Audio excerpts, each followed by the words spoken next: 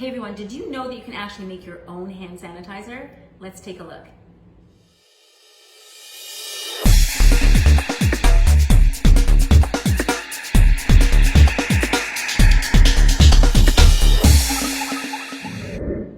Hey everyone, it's Lindsay Martinez here, and we have something very, very important to do. We are going to make our homemade hand sanitizer because of the coronavirus and to keep your family protected. There's not a lot of places right now that are carrying the actual hand sanitizers because everybody's sold out. And sometimes the hand sanitizers have a few things in there that aren't so good. So we're gonna make our own really effective home hand sanitizer. And unfortunately, for me, I used to make my hand sanitizer with absolutely very little alcohol, if any, and I use that with essential oils because there's some very good essential oils that are antifungal, antibacterial, and antiviral. However, with the coronavirus outbreak, we want to add in that alcohol, and the Center for Disease Control says it needs to be 60% alcohol or greater. So we're going to use some alcohol today, and I'm going to show you how to make it right here in your home, cost effectively, and to make sure you are protected. So let's get right to it. What you're gonna need is aloe vera gel. Please make sure that your aloe vera gel is pure and there's nothing else in it. You're going to need some alcohol. You're gonna need essential oils for the one that I'm making, and some vitamin E oil to make sure that your hands don't get cracked. This coronavirus, we don't know much about it, but what we do know is that in the presence of alcohol, we're able to break down the coating because it's an actual envelope virus, they're calling it, which means that there's a coating around it, and that coating can be broken down with alcohol, therefore not allowing that virus to survive. So really, really important to make this, and I want to tell you there's other ways to protect yourself. The other ways are washing your hands. This is not going to take the place of washing your hands. If at anything, at any cost, you can wash your hands with soap and water and rinse your hands well. It's 30 seconds, they say 20, but I would do it for 30. You wash your hands like this, you make sure you get in between your fingers and under your nails. Try and keep your nails short right about now. That would be a good thing. And then rinse and thoroughly dry.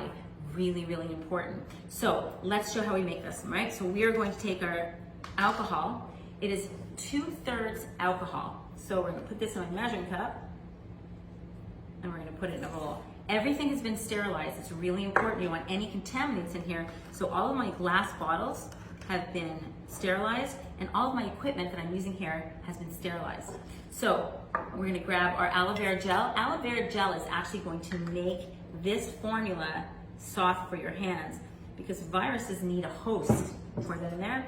Viruses actually need a host to live with. And that means that they can survive for very long on a hard surface that does not have a living cell. So you can still contact it that way. However, when it's not in your body, it can't do anything. So avoid touching your mouth, your eyes, your nose, or anything with your hands until you can actually wash your hands effectively. And if you can't wash your hands, this is the next best thing. So always have this on you. So we've combined our aloe vera gel and we've combined our alcohol. And next I'm going to add some vitamin E. So the vitamin E is there to soften your hands. It's also used as a preservative. We want to keep our hands soft because alcohol is very, very drying. And we don't want any cracks in our hands because again, if there's cracks or cuts on your hands, the viruses can get in. So we're gonna add 10 drops of my vitamin E oil. And don't worry about getting this precise. This is just to soften your hands. And you'll really feel the difference with this in there, okay? And then, very simply, we're gonna choose from what I'd like to use is the essential oils that have antibacterial, antiviral, and antifungal effects. So that would be cloves, eucalyptus, lemon, orange, rosemary, or cinnamon. So it depends on what you actually like, what smell you actually like. So today I'm gonna use cloves because I happen to like the smell of cloves. It reminds me of a pumpkin pie. So we're gonna put 5 drops of this in there. That's just an added protection. We have our alcohol for the protection. We have the effects of these for our smell and for added protection. And then I'm gonna mix it all together. It's really that simple. So I'm mixing it all together. Really make sure you mix it. I'm using a wooden spoon. You can use a whisk too, that really helps. Good mixing here.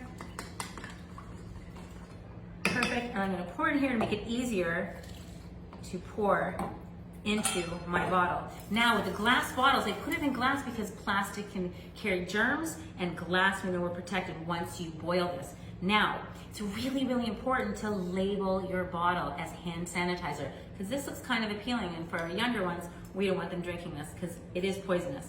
So what we're gonna do here is that we're going to pour this in. This simple, guys. Excellent. We're gonna put our lid on it. We fill up the bottle. And bingo, you have hand sanitizer. Way to use this, we spray our hands everywhere, under our nails, under our hands, and then rub your hands together. What you're gonna see is that this is like slippery because it's got all those yummy oils in it.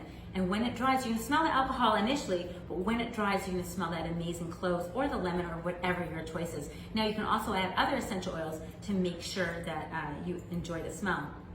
And that's basically it, guys. Be protective, be preventative. It's really, really important.